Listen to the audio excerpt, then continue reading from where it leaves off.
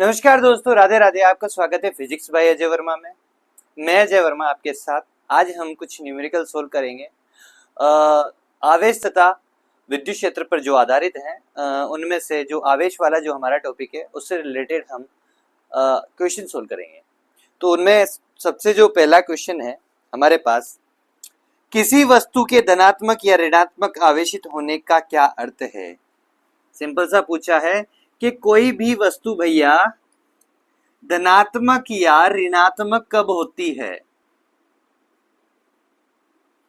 Simple सा concept था, यदि किसी भी वस्तु पर इलेक्ट्रॉनों की कमी हो जाएगी या फिर इससे इलेक्ट्रॉन निकल के बाहर चले जाएंगे तो इस पर धनात्मक आवेश आ जाएगा।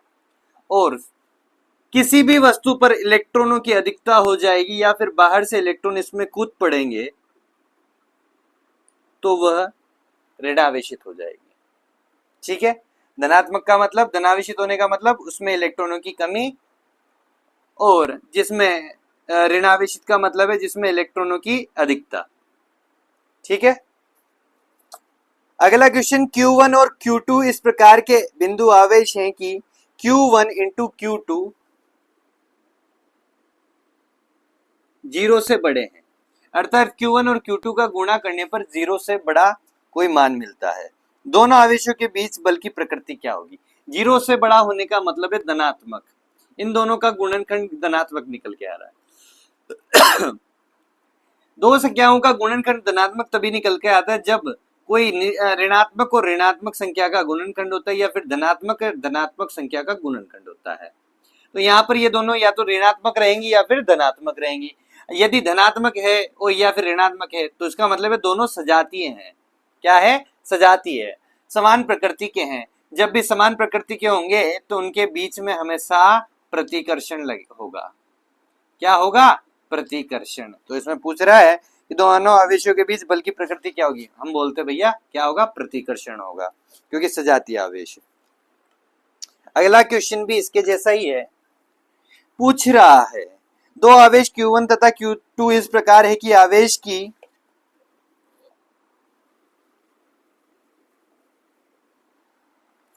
पहला पूछ रहा है कि sir Q1 Q2 is greater than zero है। अभी किया जस्ट, या तो दोनों ऋणात्मक होंगे या फिर दोनों धनात्मक होंगे, इनके बीच में प्रतिकर्षण होगा। क्या होगा? प्रतिकर्षण। सेकंड वाला, Q1 into Q2 less than zero, बल की प्रकृति पूछ रहा है। तो लेस देन जीरो का मतलब क्या होता है? ऋणात्मक। क्या होता है? ऋणात्मक। दो संख्याओं को गुणा करूंगा तो मुझे ऋणात्मक मान प्राप्त हो रहा है। ऋणात्मक कब होता है? जब एक धनात्मक और एक ऋणात्मक हो, दोनों में से एक। ऐसा होगा तभी हमें ऐसा मिलता है। ये और ये हो गए तो विपरीत प्रकृति के हो गए, और विपरीत प्रकृति में क्या होता है? आकर्षण। क्या होता है सर? आकर्षण। तो यहाँ पे प्रतिकर्षण होगा और यहाँ पे आकर्षण होगा। इन चीजों का याद रखना हमेशा। ये एक पॉजिटिव रहेगा और एक नेगेटिव रहेगा, दोनों पॉजिटिव या नेगेटिव रहेंगे। क्वेश्चन आ जाते हैं इसमें कई बार ऐसे।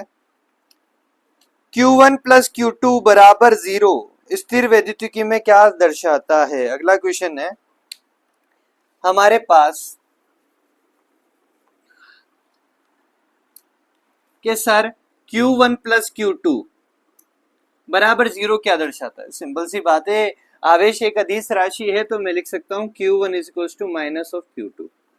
अर्थात दो ऐसे आवेश हैं किसी भी वस्तु में दो ऐसे आवेश है Q1 और Q2 जो विपरीत प्रकृति के हैं और समान परिमाण के हैं। क्या है? विपरीत प्रकृति के हैं और समान परिमाण के हैं। अर्थात ये वस्तु क्या हो जाएगी, यदि ये दोनों आवेश किसी वस्तु में उपस्थित है तो वस्तु उदासीन हो जाएगी। क्या हो जाएगी? उदासीन हो जाएगी। पता चल गया? Q1 प्लस Q2 से ये पता चल रहा है कि दो समान परिमाण के आवेश हैं लेकिन विपरीत प्रकृति के हैं, तभी ये जीरो हो रहा है। विपरीत प्रकृति के हैं तो ठीक है ना। तो वस्तु उदासीन हो जाएगी, और उदासीन, और इस समीकरण से कहीं ना कहीं ये हमें निष्कर्ष निकलता है कि विद्युत आवेश जो है आपका संरक्षित रहता है। क्या रहता है? संरक्षित रहता है।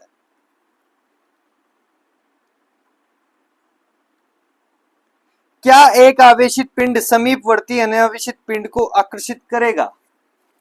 क्या लगता है आपको? एक आवेशित पिंड समीपवर्ती अनावेशित पिंड को क्या आकर्षित करेगा? एक पिंड है आवेशित है, धनावेशित ले लो या ऋणावेशित ले लो, आपकी इच्छा है, और एक अनावेशित है जिस पर कुल आवेश बोल रहा हूं मैं, आवेश है लेकिन कुल कितना हो गया? 0 हो गया। जितना प्लस है उतना माइनस, जितना माइनस उतना प्लस, जितना प्लस उतना माइनस। ठीक है, तो उदासीन हो गया। और इस पे क्या है? मैक्सिमम प्लस प्लस प्लस, आप नेगेटिव भी ले सकते हो, मैंने पहले बोला था। तो यहां पर क्या होगा? मैं सबसे बेस्ट एग्जांपल दूं, मैं साफ साफ बोल देता हूँ, यहाँ पे आकर्षण होगा। क्यों होगा? मान लीजिए, देखिए, आप जो कारनामे करते आते हो, कागज के छोटे छोटे टुकड़े लेते हैं और उधर से एक कोई कंगा लेके आते हैं, इसको सर पे रगड़ के लेके आए, सर पे रगड़ के लेके आने के बाद में इसको पास में लेके आते हैं, आपके हवा के कागज ऊपर उठने लग जाते हैं। अर्थात ये अनावेशित होते हैं हवा के कागज, और ये आवेशित कर देते हो आप इसको रगड़ के, तो ये क्या होने लग जाते हैं? अट्रैक्शन, इनके बीच में आकर्षण वाला बल लगने लग जाता है, जिसके कारण ये हवा में उड़कर उससे चिपक जाते हैं। तो इसमें भी वही होगा, ये इसको आकर्षित करेगा। कैसे आकर्षित करता है मैं आपको बता देता हूं। ये पॉजिटिव है और इसके अंदर पॉजिटिव नेगेटिव दोनों है, तो ये पॉजिटिव ज्यादा अधिकता में होने के कारण इसके जितने भी पॉजिटिव होंगे उनको रिपेल करेगा और नेगेटिव को अपनी ओर अट्रैक्ट करेगा। आपको पता है सजातीय आवेश क्या करते हैं? प्रतिकर्षण करते हैं, और विजातीय एक दूसरे को आकर्षित करते हैं। तो क्या होगा भैया? जितने भी नेगेटिव वाले होते हैं इसके पास जाने की कोशिश करेंगे और पॉजिटिव वाले से दूर रहने की कोशिश करेंगे, क्योंकि नेगेटिव की दूरी इनसे क्या है? ज्यादा करीब है, इसलिए इन पर लगने वाला जो कुल बल होगा, और इनकी दूरी ज्यादा है, दूर है, तो दो बल लग रहे होंगे, एक तो प्रतिकर्षण का और एक आकर्षण का। तो ये दूरी कम होने के कारण ये आकर्षण वाला बल ज्यादा बलशाली होगा और प्रतिकर्षण वाला कम बलशाली होगा। इसलिए अल्टीमेट जो रिजल्ट आएगा, इसको F1 ले लेते हो, इसको F2 ले लेते हैं, तो F1 is greater than F2 हो जाएगा। इसकी वजह से F1 जीत जाएगा और यहाँ पे आकर्षण आगे बढ़ जाएगा। ठीक है ना? अर्थात वस्तु इसकी ओर आकर्षित होने की कोशिश करेगी। अगला क्वेश्चन, विद्युत आवेश के एसआई मात्रक कूलम की परिभाषा दीजिए। कूलम की परिभाषा सिंपल सी बात है, हम देंगे, जरूर देंगे। हमें परिभाषा देनी एक कूलम की। किसकी? एक कूलम की परिभाषा देनी। एक कूलम कब बनेगा? कूलम के नियम से क्या? कूलम के नियम से F बराबर क्या होता है? K Q1 Q2 upon R square. तो यहाँ पे Q दोनों को Q1 Q2 upon R square, ठीक है, ये ले लेते हैं।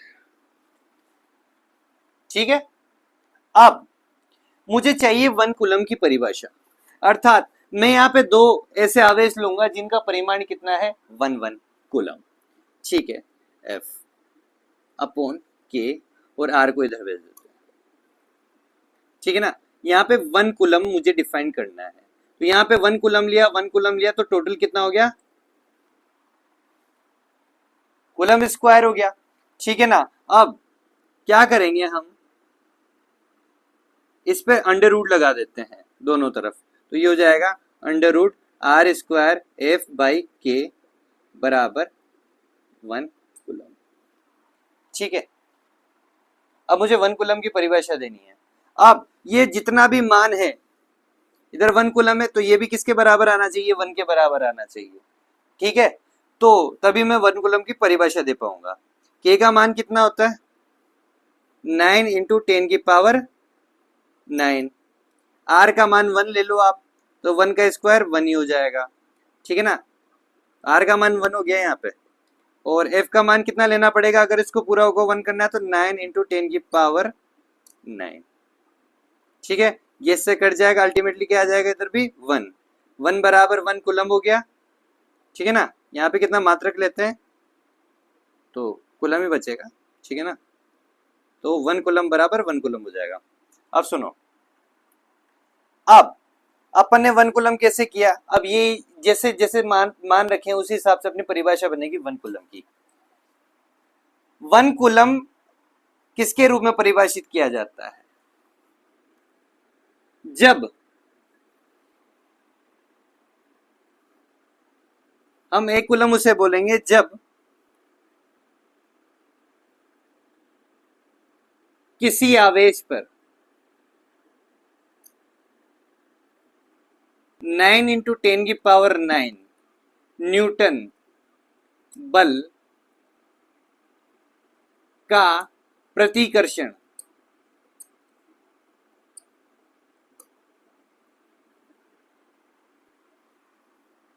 एक या फिर एक मीटर दूरी पर उपस्थित किसी समान परिमाण के आवेश पर लग रहा हो तो उस आवेश को एक कूलम कहेंगे। एक कूलम आवेश कहेंगे।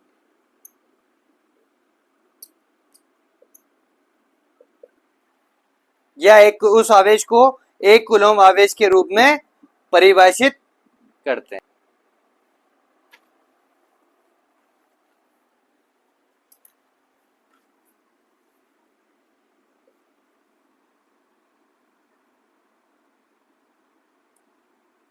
ठीक है, जब किसी आवेश पर 9 इंटू 10 की घात 9 न्यूटन बल का प्रतिकर्षण 1 मीटर दूरी पर उपस्थित किसी समान परिमाण के आवेश पर लग रहा हो तो उस आवेश को एक कूलम, एक लिख लेना ढंग से, एक कूलम आवेश कहेंगे। ठीक है दोस्तों, एक कूलम कैसे आया आपको समझ में आ गया होगा। सभी चीजों को अल्टीमेटली कितना लाना है, 1 लेके आना है। तो 1 लाने के लिए जिस जिस परिमाण की आवश्यकता होगी उससे हमारी ये परिभाषा बन जाएगी। ठीक है, अगला क्वेश्चन कि आवेशन का कारण क्या है?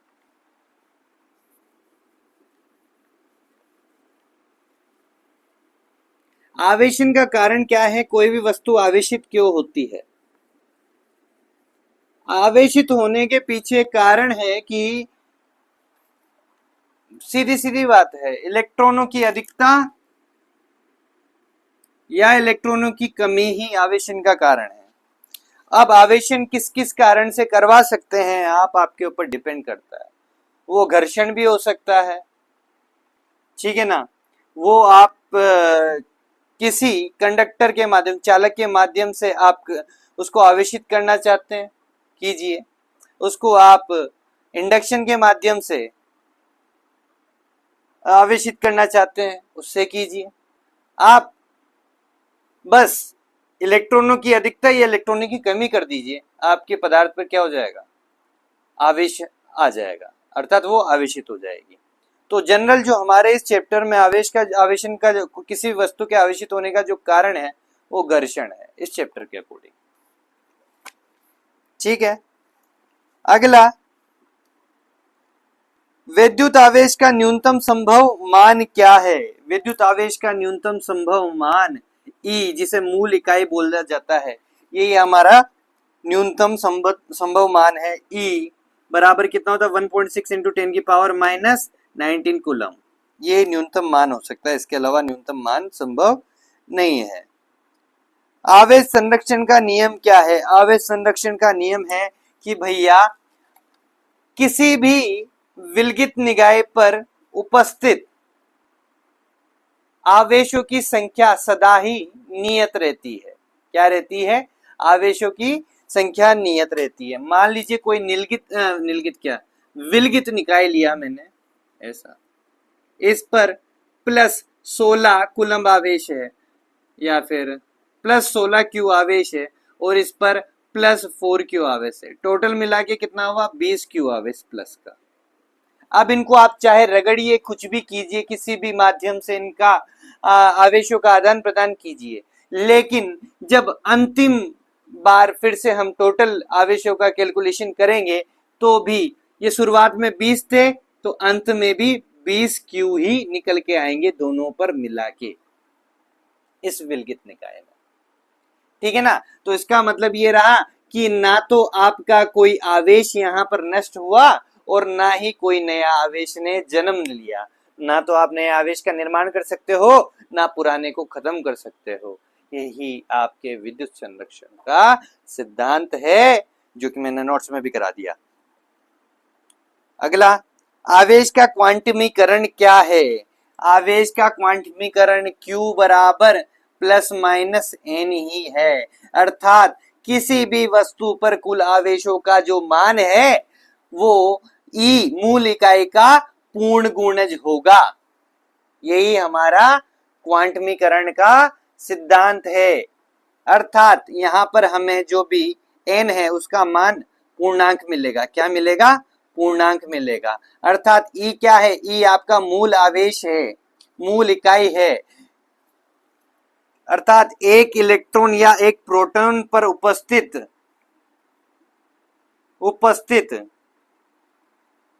आवेश का परिमाण है ये E, जो जिसका मान है 1.6 इंटू 10 की पावर माइनस 19। ठीक है। अर्थात आवेश आपको हमेशा कुल आवेश जो मिलेगा इसके E के पूर्ण गुणज के रूप में मिलेगा। यही हमारे क्वांटमीकरण का सिद्धांत है। अगला आंकिक प्रश्न पे आ जाते हैं हम। ये तो थ्योरी खत्म हुई, थ्योरी आपके नोट्स में भी लिखा दिए। ठीक है।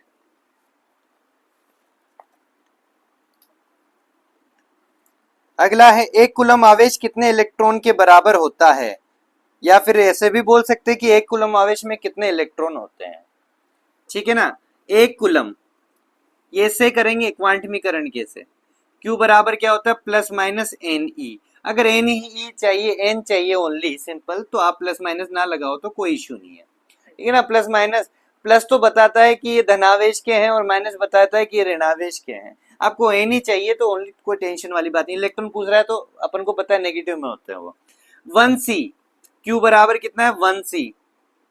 एन, ई का मान कितना होता है? 1.6 इंटू 10 की पावर माइनस 19। ठीक है भाई साहब। अब एन चाहिए आपको तो 1/1.6 इंटू 10 की पावर माइनस 19 को नीचे भेज दिया। ठीक है ना, ये आ गया। अब इसको ऊपर भेजेंगे 1/1.6 इंटू 10 की पावर, सॉरी ये तो ऊपर चला जाएगा ना, इंटू 10 की पावर प्लस का 19। इसका पॉइंट हटाऊंगा तो ये 20 हो जाएगा। तो अब 1/16 है, 1/16 आप सोल्व नहीं कर पाओ तो इससे 2 जीरो उतार ले लेना, तो 100 यहाँ पे आ जाएगा इंटू 10 की पावर 18 रह जाएगा। 16 ये गया, 4 से काटेंगे 25 बार कटेगा 4, फिर 4 से 25 बार जाएगा 6.25 बार, तो 6.25 इंटू 10 की पावर 18 n बराबर आपकी ये आ जाएगा। इतनी संख्या होगी इलेक्ट्रॉनों की एक कूलम में। हमने किससे सोल्व किया? क्वांटमीकरण के सिद्धांत से Q बराबर क्या होता है? प्लस माइनस एन ही। n चाहिए था तो Q का मान 1C बराबर n इंटू E का मान 1.6 इंटू 10 की पावर माइनस 19 रख दिया और बाकी आगे सोल्व किया तो n का मान हमारे पास निकल के आ गया। अर्थात एक कूलम में इतने इलेक्ट्रॉन आवेश या इतने इलेक्ट्रॉन होंगे। शब्दों का खेल है, शब्दों में फंस मत जाना कभी। इलेक्ट्रॉन आवेश का मतलब इलेक्ट्रॉनों की संख्या ही पूछ रहा है वो। अब अगला क्वेश्चन बिल्कुल वही है एक तरीके से, लेकिन आप थोड़ा फिर शब्दों में उलझ मत जाना। अगले क्वेश्चन में पूछ रहा है कि एक कूलम आवेश तथा एक इलेक्ट्रॉन आवेश में कौन बड़ा है? एक कूलम आवेश और एक इलेक्ट्रॉन आवेश में कौन बड़ा है? ऑब्वियस सी बात है ये बड़ा है। इसमें कितने होते हैं? 1 इलेक्ट्रॉन आवेश में कितना आवेश होता है टोटल? इसमें होता है 1.6 इंटू 10, 1 इंटू 1.6 इंटू 10 की पावर माइनस 19 कूलम। ठीक है ना, ये तो एक में होता है। और एक कूलम, ये तो एक इलेक्ट्रॉन का है, और इसमें कितने इलेक्ट्रॉन होते हैं ये देख लो। सबसे पहली बात अभी सोल्व किया था, 6.25 इंटू 10 की पावर 18 इलेक्ट्रॉन। कितने इलेक्ट्रॉन? 18 इलेक्ट्रॉन होते हैं। इसमें 1 इलेक्ट्रॉन है, संख्या के हिसाब से देखो तो इसकी संख्या ज्यादा है तो इस पे भी आवेश भी ज्यादा ही होगा। ये तो एक इलेक्ट्रॉन का आवेश है, ये 6.25 इंटू 10⁻18 इतने सारे इलेक्ट्रॉनों का आवेश है 1 कूलम। जब इतने सारे इलेक्ट्रॉन मिलते हैं तब 1 कूलम बनता है। ये तो एक इलेक्ट्रॉन अकेला बैठा है, क्या करेगा? बड़ा कौन होगा? ऑब्वियसली बात है 1 से बड़ा होगा। अगला क्वेश्चन कि 12.5 इंटू 10⁸8 इलेक्ट्रॉन पर कितना आवेश होगा? इलेक्ट्रॉनों की संख्या दे रखी है भाई साहब, दिया गया है, आपको ऐसे सोल्व करना है हमेशा हर बार। दिया और बाती नहीं, दिया गया है। क्या दिया गया? n बराबर दे रखा है 12.5 इंटू 10⁸8 इलेक्ट्रॉन्स, ठीक है ना? इतने इलेक्ट्रॉन है तो टोटल आवेश कितना होगा? इन पर टोटल आवेश कितना होगा? अपन को पता है Q बराबर क्या होता है, प्लस माइनस एन, और हमें इलेक्ट्रॉन की पूछ रहा है तो प्लस माइनस लिखने की बार बार जरूरत नहीं है। तो Q बराबर, Q जानना है, 12.5 आपका n का मान है, यहां पे लिखना है ऐसे क्वांटमीकरण के सिद्धांत से। 12.5 इंटू 10⁸8 इंटू ई का मान कितना है? 1.6 इंटू 10⁻−19। ठीक है, पावर वाले को अलग कर दो, इधर इसको अलग कर दो, पहले इसके पॉइंट हटा देना, ये 10 आ जाएगा नीचे, इसका भी 10 आ जाएगा, तो ये हो जाएगा 125 अपॉन 100 इंटू 16 इंटू 10⁸8 इंटू 10⁻−19। ठीक है, ठीक है भाई। 25 पंजे 125, 25 चौक 100, 4 चौक 16, 5 चौक 20 इंटू 10⁻19 में से 8 गए तो 10⁻−11 बचा। और अपनी आदत है कि अपन पॉइंट एक संख्या बात के आदत क्या है, अपना रूल है कि 2.0 एक संख्या के बाद पॉइंट लगा के लिखते हैं, तो 2.0 इंटू 10⁻10 सॉरी -10 हो जाएगा, ठीक है ना? ये आपके टोटल आवेश निकल के आ जाएगा कूलम में, ठीक है।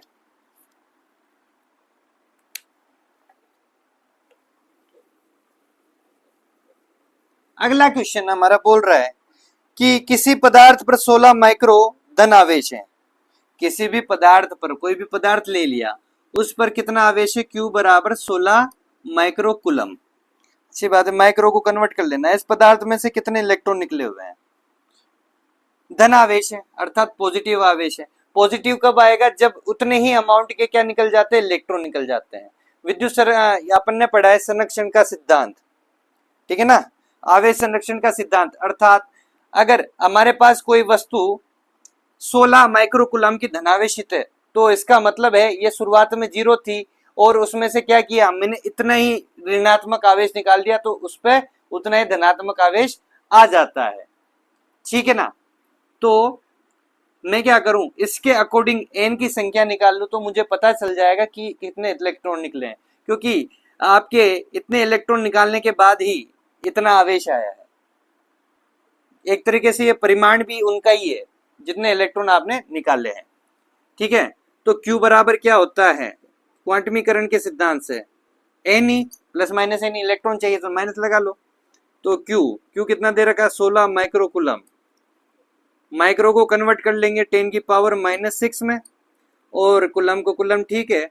और n आपको निकालना है, ये कितना होता है? 1.6 इंटू 10⁻19। तो 16 into 10⁻6 divided by 1.6 into 10⁻19। Point से हटाओगे तो एक ऊपर चला जाएगा 10, ये पावर 16 से 16 कट जाएगा तो 10⁻6 इंटू 10 ये माइनस वाला ऊपर जाएगा तो प्लस का हो जाएगा 10⁻19 प्लस 1 20 हो जाएगा, प्लस का n बराबर। तो यहाँ पे सोल्व करोगे तो 10⁻14 n आ जाएगा। और अपनी जो लिखने का तरीका होता है तो अपन लिखेंगे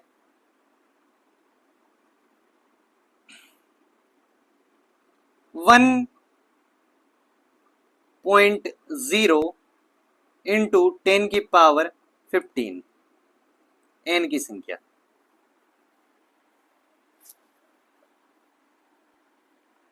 ठीक है सर, ये हमारे n का मान आ गया।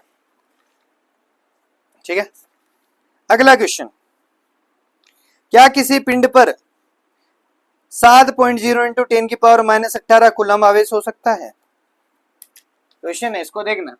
क्या किसी पिंड पर Q बराबर 7.0 इंटू 10 की पावर 8 कूलम आवेश हो सकता है? अब आप सोचोगे सर ऐसा कि ये क्या क्वेश्चन है कि आवेश तो हो सकता होगा। नहीं, आवेश अपने जो भी होता है वो पूर्णांक, जो क्वांटमीकरण का सिद्धांत है उसके आधार पर ही होता है। ऐसे नहीं कि मर्जी पड़े जो आवेश आपने लिख दिया, नहीं, उस आवेश को क्या करना पड़ेगा, फॉलो करना पड़ेगा Q बराबर प्लस माइनस एन का रूल। जब यहां पर n पूर्णांक होगा तभी हमारे उतने उसका आवेश आ सकता है, उसके अकॉर्डिंग आवेश आ सकता है। ये नहीं कि आपने n कुछ भी रख दिया, नहीं, पूर्णांक के अनुसार ही होना चाहिए। यदि इसको सोल्व करने पर n पूर्णांक आ जाता है तो ये एग्जिस्ट करेगा, अगर पूर्णांक नहीं आता है तो ये एग्जिस्ट नहीं कर सकता, क्योंकि नियम के विरुद्ध हो जाएगा क्वांटमीकरण के। ठीक है ना, तो यहाँ पे इसको सोल्व करते हैं। 7.0 इंटू 10 की पावर 8 बराबर n, और e को नीचे कर देते, e का मान कितना है 1.6 इंटू 10 की पावर -19।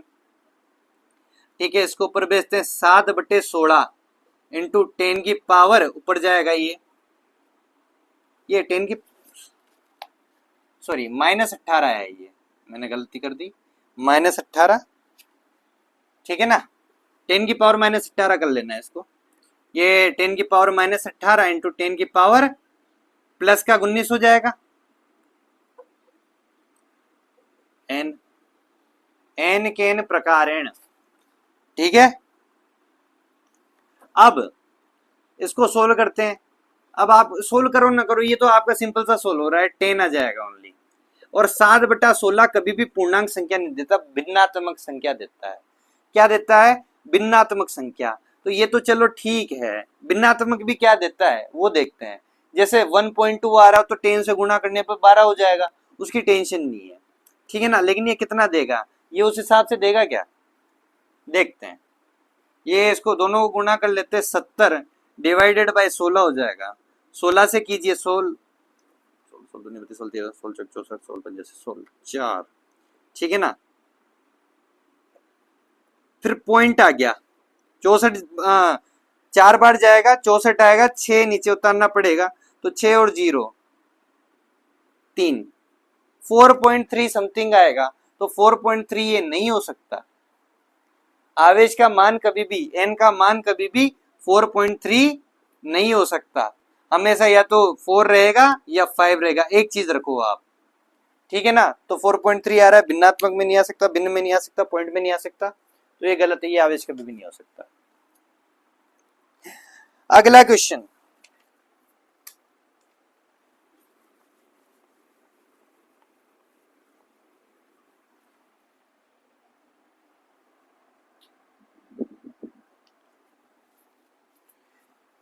हाँ जी, हमारा अगला जो सवाल है, जी हाँ, आपको आवाज आ रही है, उसके अनुसार आप बिल्कुल सही हैं। एक पॉलीथीन के टुकड़े को ऊन से रगड़ने पर ऊन पर 3 इंटू 10 की घात -7 कूलम आवेश आ जाता है। एक ऊन है और एक तरफ पॉलीथीन है। क्या है? एक तरफ ऊन है और एक तरफ पॉलीथीन है। पॉलीथीन के टुकड़े को ऊन से रगड़ने पर इस ऊन पर आवेश आता है 3 इंटू 10 की पावर -7 कूलम। इस प्रक्रिया में कितने इलेक्ट्रॉन स्थानांतरित हुए? क्या इसमें द्रव्यमान का भी स्थानांतरण होता है? जी अभी बोलते हैं। इस पर कोई आवेश आ गया है, Q बराबर इतना, धनावेश मान लेते हैं। धनावेश मतलब इससे इलेक्ट्रॉन निकल गए, इस पर इतना आवेश आ गया है। तो ये बोल रहा है कि कितने इलेक्ट्रॉनों का, यही बोल रहा है ना, कितने, हाँ, इलेक्ट्रॉनों की संख्या पूछ रहा है। तो इलेक्ट्रॉनों की संख्या के लिए Q बराबर n ही होता है। माइनस का होगा हमें पता है, तो बार बार लगाने की जरूरत नहीं है, क्योंकि n का मान ज्ञात करना है। Q बराबर है 3 इंटू 10 की पावर -7। E इसके नीचे चला जाएगा। ठीक है ना, आपको n ही चाहिए, तो 1.6 इंटू 10 की पावर -19। ठीक है, अब इसको सोल्व करते हैं, तो इसका पॉइंट हटाते ऊपर 10 चला जाएगा, 3/16 10 की पावर -7 इंटू 10 की पावर, माइनस का ऊपर जाएगा पावर में तो प्लस का पावर 19 हो जाएगा, और इंटू 10, या फिर इसको टोटल लिखेंगे तो 20 लिख देंगे, बराबर है। तो 3/16 इंटू, अब इसको सोल्व करेंगे तो 10 की पावर कितनी बच जाएगी? हाँ भैया, 20 में से 7 गए तो 13, प्लस के 13, ठीक है। अब ये इतना n रहेगा, तो 3 इंटू सोल्व करने के लिए 2 जीरो उधार ले लिए, तो 100 हो गया यहाँ पे, 100, 16 और 10 की पावर 11 रह गया। काटेंगे कितनी बार कटेगा? ये 25 बार, ये 4 बार, 4 से काटेंगे शुरुआत में, तो ये 6.25, ठीक है ना। और ये हो जाएगा 0.75, 18, 18.75 इंटू 10 की पावर 11 n, ठीक है। और अपन जो सही तरीका होता है लिखने का 1.875 इंटू 10 की पावर 12, n का मान इतना जाएगा। इतने इलेक्ट्रॉनों का ट्रांसफर हुआ तब जाके इस पर इतना आवेश आया है, ठीक है, अच्छी बात है। अब पूछ रहा है कि भैया क्या इस पर द्रव्यमान का भी कोई स्थानांतरण होता है? हमने जब इस चैप्टर को पढ़ा, इस टॉपिक को पढ़ा आवेश को, तो आवेश में हमने एक चीज लिखी थी कि द्रव्यमान और आवेश में क्या रिलेशन होता है और क्या अंतर होता है।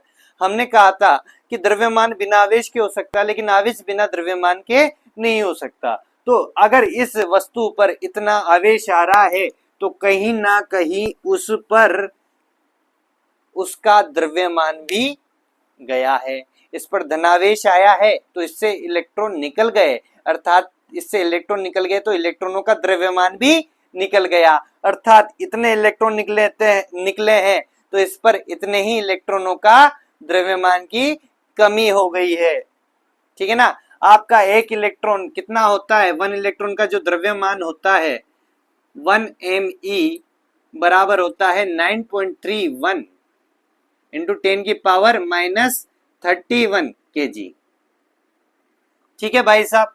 एक इलेक्ट्रॉन निकला तो इतना वजन निकला, और इतने सारे इलेक्ट्रॉन निकलेंगे तो कितने निकलेंगे? 1.875 इंटू 10 की power 12 electron, mass of electron कितना हो जाएगा? 1.875 इंटू 10 की पावर 12 इंटू 9.31 इंटू 10 की पावर -31 kg का द्रव्यमान कम हो गया है इस उनमें से। इसको जब सोल्व करोगे जो द्रव्यमान आएगा उतना द्रव्यमान इसमें से खत्म हो जाएगा, तभी यहाँ पे धनावेश हुआ है। इलेक्ट्रॉन चले गए ना, खत्म होने का मतलब इलेक्ट्रॉन चले गए, इसमें से निकल के चले गए तो द्रव्यमान की भी कमी हो गई। अब अगला क्वेश्चन करते हैं। हाँ, एक कप जल में कितने धन तथा ऋण आवेश होते हैं? ये वाला क्वेश्चन हमारे एनसीईआरटी का उदाहरण में से है। तो पूछ रहा है, क्या पूछ रहा है कि भाई साहब एक कप जल में कितने धन और ऋण आवेश होते हैं? कोई कप लीजिए, एक कप,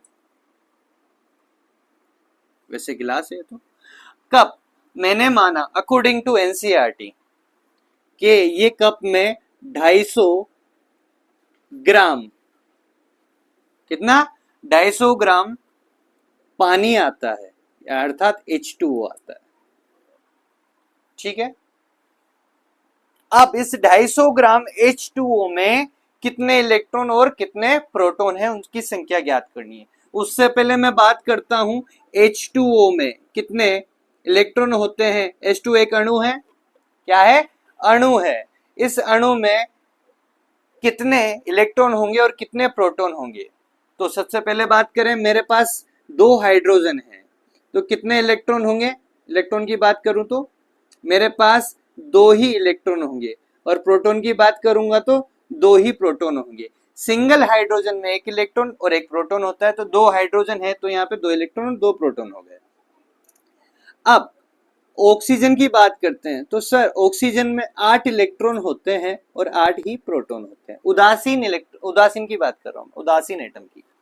ठीक है, तो एक H2O के अणु में 10 इलेक्ट्रॉन होते हैं और 10 ही प्रोटॉन होते हैं।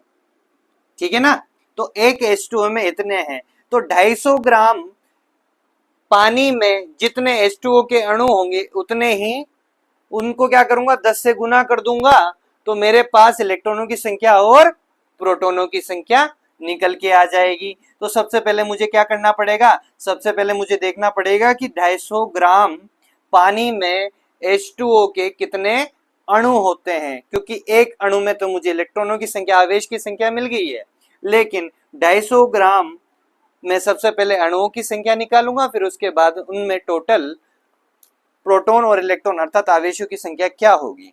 हमें एक चीज पता है सर कि आपके 1 मोल जल में H2O के 6.022 इंटू 10 की पावर 23 अणु होते हैं। क्या होते हैं, अणु होते हैं।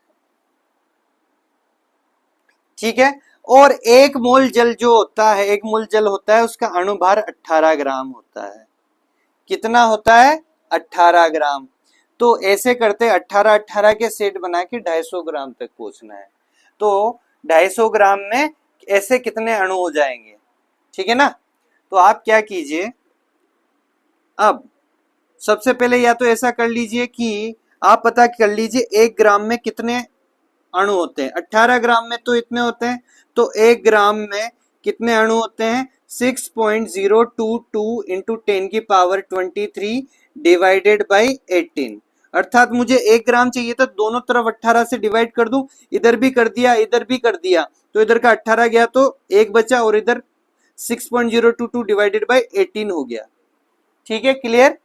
अब 1 ग्राम में आ गया, अब मुझे कितने ग्राम में चाहिए, 250 ग्राम में अणुओं की संख्या चाहिए। तो सर अब 250 से गुणा कर दीजिए दोनों तरफ, तो 250 ग्राम, इधर भी 250 ग्राम, गुणा कर दिया ना, 1 इंटू 250 250, और इसको 250 से गुणा करेंगे तो इंटू 6.022 इंटू 10 की पावर 23 डिवाइडेड बाई 18। अर्थात 250 ग्राम जल में H2O के अणुओं की संख्या इतनी रहेगी। अब मुझे अणुओं की संख्या मिल गई, और एक अणु में कितने इलेक्ट्रॉन होते हैं और कितने प्रोटॉन होते हैं आपको पता है, किसी भी एक का निकाल लीजिए, आपको आवेश की संख्या दोनों की बराबर मिल जाएगी। तो मैं लिख सकता हूं यहां पे ऊपर, अतः आवेश की संख्या के लिए, आवेशों की संख्या के लिए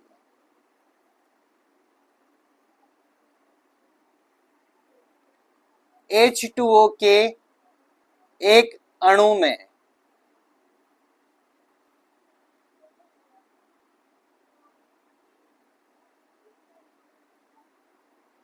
सॉरी एक अणुओं में, हाँ, आवेश की संख्या, या फिर ऐसे लिखते हैं धन या ऋण आवेश की संख्या,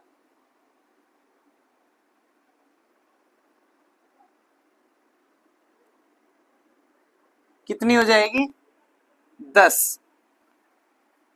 तो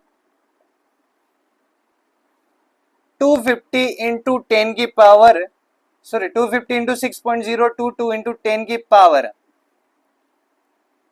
23 डिवाइडेड बाई 18 H2O में, H2O के अणुओं में या पानी के अणुओं में ऋण तथा धन आवेश की संख्या, धन या ऋण आवेश की संख्या। तो एक में इतना था 10 था, तो इतने में क्या होगा, 10 इंटू 250 इंटू 6.022 डिवाइड इंटू 10 की पावर 23 डिवाइडेड बाय कितना हो जाएगा, 18। जब इसको सोल्व करेंगे तो आपके पास एक बहुत गंदी संख्या आएगी, और वो गंदी संख्या होगी वही आपका मान होगा।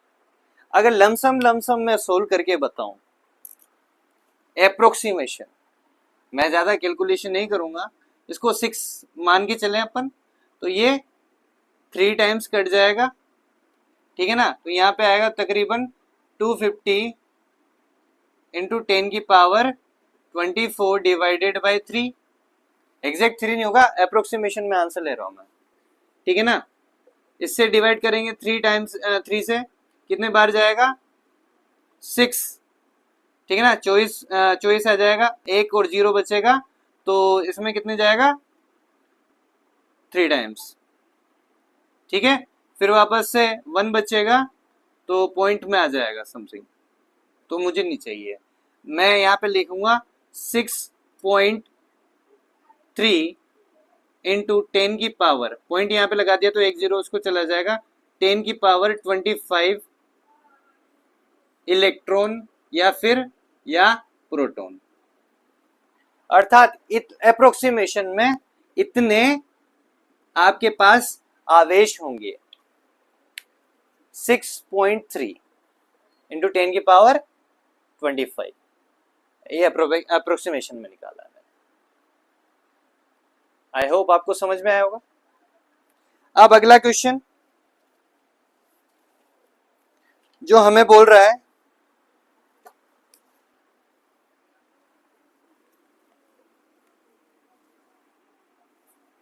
कि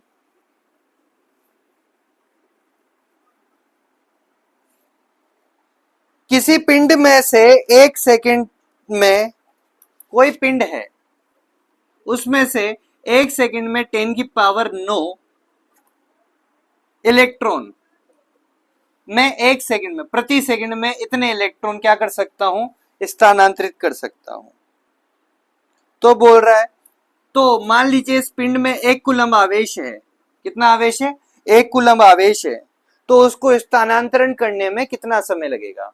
मैं क्या करता हूं कि भाई साहब मेरे पास 10 की पावर 9 इलेक्ट्रॉन है, सॉरी, मैं क्या करता हूं शुरुआत में मेरे पास एक क्षमता है एक सेकंड में इलेक्ट्रॉन निकालने की। वो क्या है, मैं 1 सेकंड में 10 की पावर 9 इलेक्ट्रॉन निकाल सकता हूं।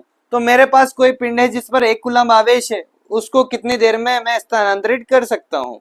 अर्थात 1 कूलम आवेश कितने इलेक्ट्रॉनों से आ सकता है, वो कैलकुलेट कीजिए सबसे पहले। तो Q बराबर 1C दे रखा है, और ये क्या होता है, Ne होता है। और जब n की संख्या निकालेंगे, क्योंकि मेरे पास संख्या में दर दे रखी है कि मेरी इतने संख्या में 1 सेकंड में स्थानांतरित कर सकता हूं, तो इलेक्ट्रॉन से निकाल के कुल इलेक्ट्रॉन निकाल लूंगा, तो मेरे पास यहाँ पे आसानी होगी एग्जैक्ट टाइम निकालने के लिए। तो 1 कूलम में कितने इलेक्ट्रॉन होंगे वो देखते हैं, 1 डिवाइडेड बाई ई एन हो जाएगा, ई नीचे चला गया, तो 1/1.6 इंटू 10 की पावर -19 एन। तो 1/1.6 10 की पावर 19 -19 ऊपर चला जाएगा, तो 10 की पावर +19 हो जाएगा एन। इसके 2 जीरो उधार, सॉरी 1 पॉइंट इसका खोलेंगे तो ये 10 ऊपर चला जाएगा, 1 0 और उधार लूंगा तो ये 100 हो जाएगा। यहाँ पे 10 की पावर 18 ही रह जाएगा। 16 अपने कई बार करते हैं ना, 100 से 16 डिवाइड करोगे तो आप कितना आएगा 6.25 इंटू 10 की पावर 18 इलेक्ट्रॉन। अर्थात इस पिंड पर इतने इलेक्ट्रॉन हैं, तब जाके इस पर 1 कूलम का आवेश आ रहा है, और मैं एक बारी में इतने इलेक्ट्रॉन निकाल पा रहा हूं। एक बारी में मतलब 1 सेकंड में इतने इलेक्ट्रॉन निकाल रहा हूं, तो इतने इलेक्ट्रॉन निकालने में कितना समय लगेगा। तो इस दर से इसको इसको इस दर से डिवाइड कर दीजिए, तो 6.25 इंटू 10 की पावर 18 इलेक्ट्रॉन है, ठीक है ना। अब मुझे इसको क्या करना पड़ेगा, इस दर से डिवाइड करना पड़ेगा, ठीक है ना। इलेक्ट्रॉन प्रति सेकंड, इलेक्ट्रॉन से इलेक्ट्रॉनों की संख्या ये खत्म हो जाएगा, वैसे प्रति इलेक्ट्रॉन है ना, इतने इलेक्ट्रॉन है, ये खत्म, हटाओ। अब ये जो सेकंड बचाएगा ना, ये ऊपर चला जाएगा, तो हो गया ना टाइम। तो 10 की पावर 9 से ये जाएगा कितना बार, 10 की पावर 9 टाइम, तो ये 6.25 इंटू 10 की पावर 9 सेकेंड आपका समय हो जाएगा सेकेंड्स में। अर्थात इतने इलेक्ट्रॉन ट्रांसफर करने में इतना सेकेंड का समय लग जाएगा। ठीक है दोस्तों, ये हमारे क्वेश्चन हो गए हैं आवेश के, और आई होप आप अच्छी मेहनत कर रहे होंगे और करते रहिए। अच्छा लगे तो बताइएगा, और कुछ गड़बड़ी हो तो भी बताइएगा। धन्यवाद, राधे राधे, बाय बाय।